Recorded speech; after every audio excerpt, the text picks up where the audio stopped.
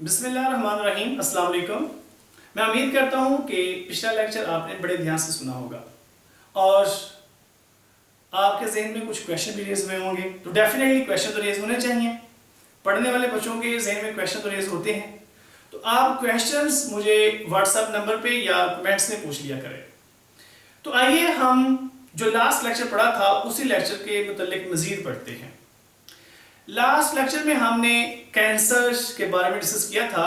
Cancer क्या है, इसके काजेस, सिम्टम्स और इसका मैकेनिज्म हमने डिस्कस किया था।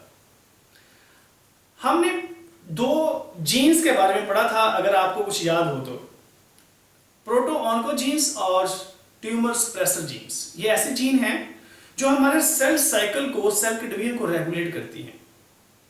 अगर इन जीन्स में म्यूटेशन आ जाए तो सेल डिवीजन बॉडी के कंट्रोल में नहीं रहती और ये सेल कंटिन्यूसली डिवाइड होते रहते हैं। और आपको ये पता है कि म्यूटेशन कैसे आती है, म्यूटेशंस की वजह से, जो हमने लास्ट लेक्चर में डिस्कस किए थे। तो अगर ऐसा हो तो बॉडी के अंदर बेशुमार एबनॉर्मल सेल बनने लग जाते हैं, सेल की मैस बन जाती है एबनॉर्मल सेल्स की। और उस मैस को क्या कहते हैं हम डेफिनेटली नो डाउट कि वो कैंसर ही हैं, लेकिन वो कैंसर की कौन सी फॉर्म है। आपको पता होना चाहिए कि कैंसर एक्चुअली डिफरेंट टाइप्स का है, डिफरेंट फॉर्म्स का है। वो किस तरह से बॉडी में स्प्रेड करता है वो आज के हम इस लेक्चर में डिस्कस करते हैं। तो स्टूडेंट्स, एक्चुअली जो बॉडी के अंदर सेल पहले एक स्मूथ वे से डिवाइड हो रहे थे, अगर उन्हीं सेल के अंदर म्यूटेशन आ जाए तो सेल एबनॉर्मली डिवाइड होने लग जाते हैं without considering the need of body. और ऐसे सेल्स की मैस को हम एक स्पेसिफिक नेम देते हैं, that is a tumour. Tumour actually है क्या? These are unwanted mass of cells, ऐसे सेल्स जो हमारी बॉडी के खिलाफ बनते हैं, यानी कि बॉडी की नीड के अकॉर्डिंग नहीं बनते। हम इनको कह सकते हैं poorly differentiated mass of cells और अनडिफरेंशिएटेड मैस ऑफ सेल्स। यानी कि ऐसे सेल जो समटाइम किसी हद तक डिफरेंशिएटेड होते हैं, लेकिन नॉर्मल सेल के मुकाबले में उनका कोई खास बॉडी में रोल नहीं होता, या फिर हम उनको कह सकते हैं they are undifferentiated, they are non functional. Body के अंदर उनका कोई ऐसा रोल नहीं होता, बल्कि उल्टा वो बॉडी को नुकसान पहुंचा रहे होते हैं। तो ऐसे सेल्स की मैस को हम क्या कहते हैं? ट्यूमर, जो कि एक कैंसर की फॉर्म ही है। तो स्टूडेंट्स याद रखिएगा, जब ऐसे बॉडी में सेल पैदा होते हैं तो कुदरती तौर पर हमारा इम्यून सिस्टम इसको डिफेंड करता है। जैसे बॉडी का इम्यून सिस्टम, जैसे बी लिम्फोसाइट्स हैं, they produce antibodies which kill to cancer cells. ऐसे साइटोटॉक्सिक सेल्स हैं, T cells, cytotoxic T cells, ये भी कैंसर सेल्स के अगेंस्ट फाइट करते हैं। ऐसे ही साइटोकाइंस हैं, साइटोकाइंस ऐसी प्रोटीन्स हैं जो व्हाइट ब्लड सेल से ही पैदा होती हैं, और इसके एग्जांपल जैसे इंटरफेरॉन और इंटरल्यूकिन्स, ये भी कैंसर सेल के अगेंस्ट फाइट करती हैं। लेकिन अनफॉर्चुनेटली कुछ कैंसर सेल इनसे भी बच जाते हैं, और जो कैंसर सेल इनसे बच जाते हैं वही एक्चुअली बॉडी को नुकसान पहुंचाना शुरू कर देते हैं। तो याद रखिएगा, ट्यूमर दो तरह का बॉडी में बनता है। एक को कहते हैं हम बिनाइन ट्यूमर, और the second one that is known as malignant tumours. ये दो तरह के होते हैं, बिनाइन और मैलिग्नेंट।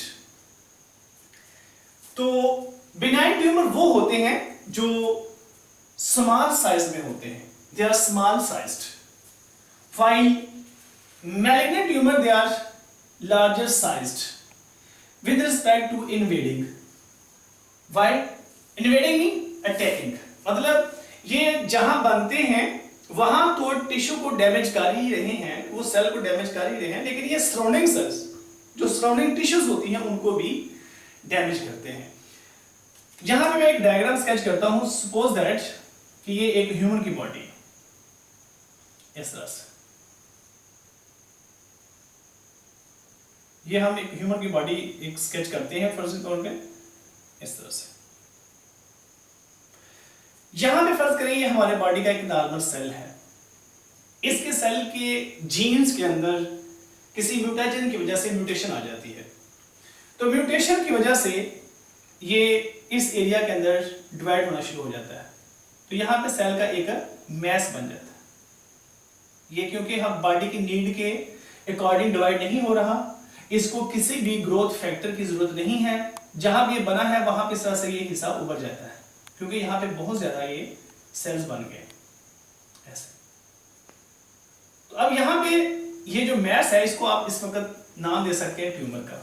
अगर तो ये जहां बना है वहां पे ही रहेगा तो उसको क्या नाम देंगे हम, बिनाइन ट्यूमर। और अगर ये स्प्रेड कर दे तो क्या होगा, मैलिग्नेंट ट्यूमर। तो ये स्मॉल साइज्ड या ये जो लोकलाइज्ड ट्यूमर है इसको हम कह सकते हैं ये स्किन कैंसर है, या हम ये कह सकते हैं ये सार्कोमा, यानी कि ये मसल के अंदर बना हुआ। तो ये तो हो गया बिनाइन ट्यूमर के एग्जांपल। इस तरह से फर्ज करें यहाँ पे एक ट्यूमर है, ये एक सेल है, यहाँ पे ये सेल डिवाइड होना शुरू हुआ ऐसे, यहाँ पे बेशुमार इस तरह से सेल बनने शुरू हुए।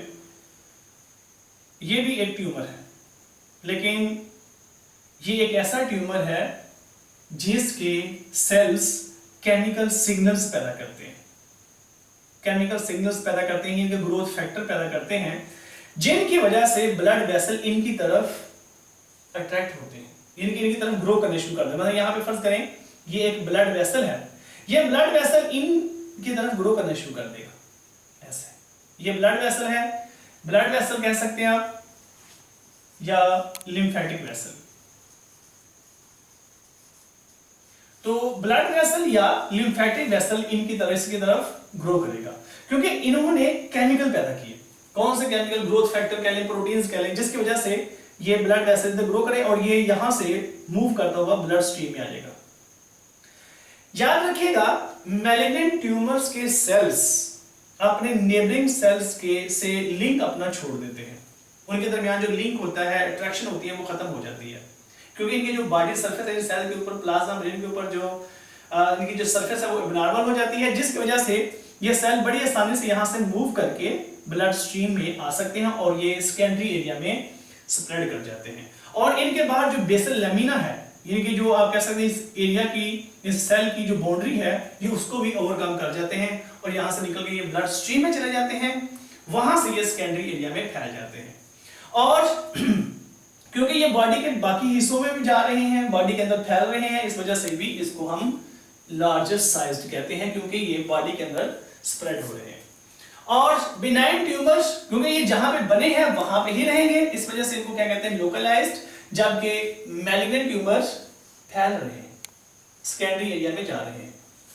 और समटाइम ऐसा होता है कि जो बिनाइन ट्यूमर है it may behave like a normal cell in case of glands. मसलन थायराइड ग्लैंड है, वहां पे अगर ये बिनाइन ट्यूमर बन जाता है तो थायराइड ग्लैंड के सेल्स भी बढ़ जाएंगे और उनकी सिक्रीशन भी बढ़ जाएगी, जिससे थायराइड ग्लैंड की प्रोडक्शन में इजाफा होगा, जिसको हम हाइपरथायराइडिज्म भी कहते हैं। इनकी ये कंडीशन भी आ सकती है इस वजह से, ट्यूमर की वजह से। और बिनाइन ट्यूमर्स ये नॉर्मल सेल के तौर पर बिहेव नहीं करते, यानी कि ये बॉडी के मोस्टली बॉडी के ऑपोजिट, यानी कि बॉडी के खिलाफ ही काम करते हैं। बिनाइन ट्यूमर के हमारी बॉडी के ऊपर इतने ज्यादा हार्मफुल इफेक्ट्स नहीं है, यानी कि आप ये कह सकते हैं कि दे show less harmful effects on body, but malignant tumours they show more harmful effects on the body. आप बुक में वर्ड लिखा हुआ है डेलेटेरियस, मतलब हार्मफुल, डैमेजिंग। बिनाइन का लफ्ज़ी मतलब क्या होता है, डू यू नो? इसका मतलब होता है जेंटल, जबकि मैलिग्नेंट का मतलब होता है डैमेजिंग, हार्मफुल। तो ये इन दोनों के दरमियान एक सिंपल डिफरेंस था। ये शॉर्ट क्वेश्चन है, ये भी शॉर्ट क्वेश्चन है, व्हाट आर ट्यूमर्स, ये भी शॉर्ट क्वेश्चन है, difference between benign and malignant tumours. तो मैं समझता हूं कि आपको इस स्टेज पे एक क्वेश्चन है कैंसर सेल और नॉर्मल सेल के दरमियान डिफरेंस का भी पता होना चाहिए। तो आइए नाज़रीन हम देखते हैं कैंसर सेल और नॉर्मल सेल में हम कैसे फर्क कर सकते हैं। Cancer cell mostly lack differentiation, यानी कि इनमें नॉर्मल फंक्शन करने की एबिलिटी नहीं होती, ये फंक्शनल नहीं होते। डिफरेंशिएशन का मतलब होता है कोई सेल जब बिल्कुल मैच्योर होने के बाद नॉर्मल बॉडी में फंक्शन परफॉर्म करना शुरू करते हैं, उसको कहते हैं हम डिफरेंशिएटेड सेल, और इस प्रोसेस को कहते हैं डिफरेंशिएशन। कैंसर सेल में ये एबिलिटी नहीं होती, जबकि normal cell well differentiated cell होता है, ये बॉडी के अंदर नॉर्मल फंक्शन परफॉर्म कर रहा होता है। कैंसर सेल में एबनॉर्मल न्यूक्लियस पाया जाता है। मसलन ये एक फर्ज करें एक कैंसर सेल है, इसके अंदर न्यूक्लियस का साइज बड़ा होगा ऐसे, यानी कि आप ये कह सकते हैं कि साइटोप्लाज्म की रेशो की निस्बत न्यूक्लियस की रेशो यहां पे ज्यादा है। But in case of normal cell में न्यूक्लियस भी नॉर्मल ही होगा। तो यहां पे अगर गौर करें तो सेल का न्यूक्लियस बड़ा है, यहां पे सेल का न्यूक्लियस छोटा है, यानी कि हम ये कह सकते हैं कि कैंसर सेल में न्यूक्लियस की रेशो साइटोप्लाज्म की निस्बत बड़ी है, जबकि नॉर्मल सेल में साइटोप्लाज्म की रेशो न्यूक्लियस से ज्यादा है। ऐसा क्यों है? एक्चुअली कैंसर सेल में मेटाबॉलिक लेवल बहुत ज्यादा होता है, यहाँ पे डीएनए की रेप्लिकेशन, क्रोमोसोम की डुप्लीकेशन बहुत तेजी से हो रही होती है, जिसकी वजह से न्यूक्लियस का ओवरऑल साइज बढ़ जाता है। तो कैंसर सेल में एबनॉर्मल क्रोमोसोम्स होते हैं, यानी क्रोमोसोम आप कह सकते हैं कि उसमें टूटे फूटे होंगे, क्रोमोसोम के कुछ पार्ट्स नहीं होंगे या कुछ पार्ट्स अजाफी होंगे, कुछ न्यूक्लियोटाइड्स उसके डीएनए के अंदर ज्यादा होंगे, कुछ कम होंगे, ऐसे क्रोमोसोम पाए जा सकते हैं। लेकिन in case of normal cells definitely chromosome तो नॉर्मल ही होंगे, फिर जब सेल नॉर्मल है। Cancer cell fail to undergo apoptosis. Apoptosis क्या है? ये आप कह सकते हैं कि प्रोग्राम्ड सेल डेथ, ऐसा प्रोसेस जिसमें वो बॉडी के सेल जिनकी बॉडी को जरूरत नहीं रही वो खत्म हो जाते हैं, यानी कि सेल सुसाइड कर लेता है, सेल खत्म हो जाता है। लेकिन कैंसर सेल को बॉडी की जरूरत तो नहीं है, लेकिन इसके बावजूद भी वो खत्म नहीं होता। लेकिन नॉर्मल सेल में अपोप्टोसिस का प्रोसेस होता है, it undergoes apoptosis. Cancer cells lost their limits and spread, यानी कि अपनी लिमिट्स को ये खत्म कर चुके होते हैं और ये फैल जाते हैं। कैंसर सेल अपनी लिमिट्स को, यानी कि अपनी जो इनकी जो बाउंड्री थी, बेसल लैमिना था, उसको ये छोड़ जाते हैं और ये बॉडी के अंदर फैल जाते हैं। लेकिन नॉर्मल सेल दे एडहेयर, ये जुड़े रहते हैं किसके साथ? नियर बाय सेल्स, अपने सराउंडिंग, अपने नेबरिंग सेल के साथ, through you can say that glycoproteins and extra cellular matrix या एक्स्ट्रासेलुलर फाइबर्स की वजह से ये एक नेबरिंग सेल के साथ जुड़े रहते हैं।